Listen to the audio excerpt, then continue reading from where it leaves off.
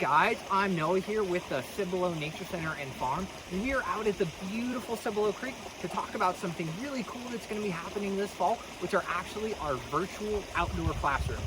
I know, it's super cool.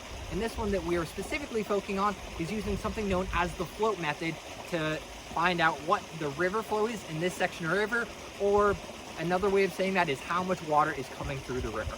So what we are going to do is we are only going to need three things. We're going to use this yardstick right here, we're going to use this tape measure, and we're going to use this ducky, and I guess we're going to need a couple more because we are going to have a data sheet and we are going to have a pen. And then what we're going to do is we're going to figure out how many gallons are flowing through this section of river per minute.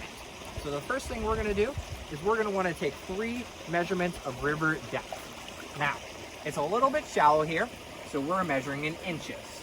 And that's going to be 4 inches. So what I do is I'd write it down or have my partner write it down. Now, the river depth is going to vary a little bit as we go across, so we're actually going to take 3 different measurements. We're going to measure here. That's going to be a little bit closer to 7. And then we're going to measure here. And that's going to be a little bit closer to 9. So then what we're going to do is we are going to take those numbers, we're going to add them all together, and then we're going to divide them by 3. Now, if what you got was in inches like me, you want to divide that number first by 12 to get that in feet. And then, whenever we get our feet, we're going to add them together, divide by 3 to find our average. So basically, what's the kind of in-between river depth that's representative of the whole? Now what we're going to do is we're going to take our tape measure, and we're going to do it, we're going to stretch it across the whole entire river.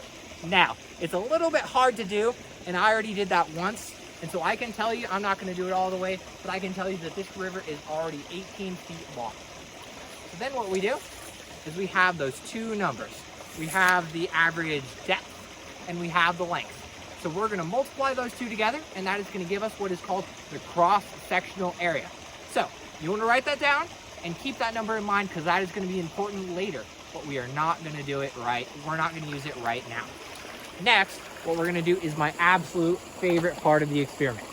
We're going to take my little friend Mr. Ducky, and we are going to figure out how fast the water seems to be traveling. So what you want to do is you want to measure a length of river. I like this length right here because it's 10 feet. This is about 10 feet. That's what we measured earlier. And that's pretty easy number to divide. It's really easy when you're dividing by 10, you just get to move the decimal place over 1. So that's what I'm going to do. So what I'm going to do is I'm going to take my ducky, I'm going to set him over there and see how long it takes him to flow down this way in seconds. So you're going to need a timer.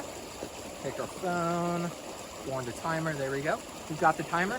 So we're going to set the ducky down here and see how long it takes him to travel. And go. All right.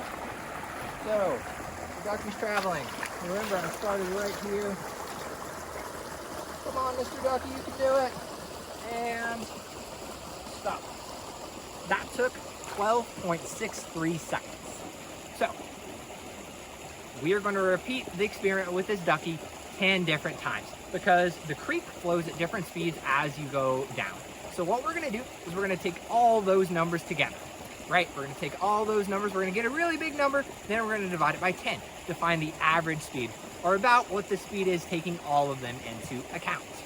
Then when we do that, we measured and this was 10 feet, so we're going to take our 10, we're going to divide it by our time. Let's just say that's 12.63. So just for fun, we're going to do that right here. So that would be 10 divided by 12.63. And that's going to give us 0.79 and then a bunch of other decimals.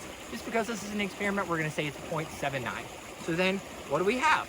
We have our cross-sectional area that we measured earlier by taking the depths, by measuring the length. We have our speed, which we just measured. And so then all that we have to do is we are going to multiply them together. And then we're going to have that number that's distance, that's area and speed. And then we're going to take that number, we're going to multiply it by 0.8 because water flows slightly faster on top than it does in other areas. And then depending on what you want, depending on, let's say you want gallons per minute, what you're going to do is you're going to multiply that by 483. That's all you have to do. But one really cool thing about this classroom is that because we're doing it for you, if you need any help with the math, if you need help converting it to a different system, we'll be glad to do that.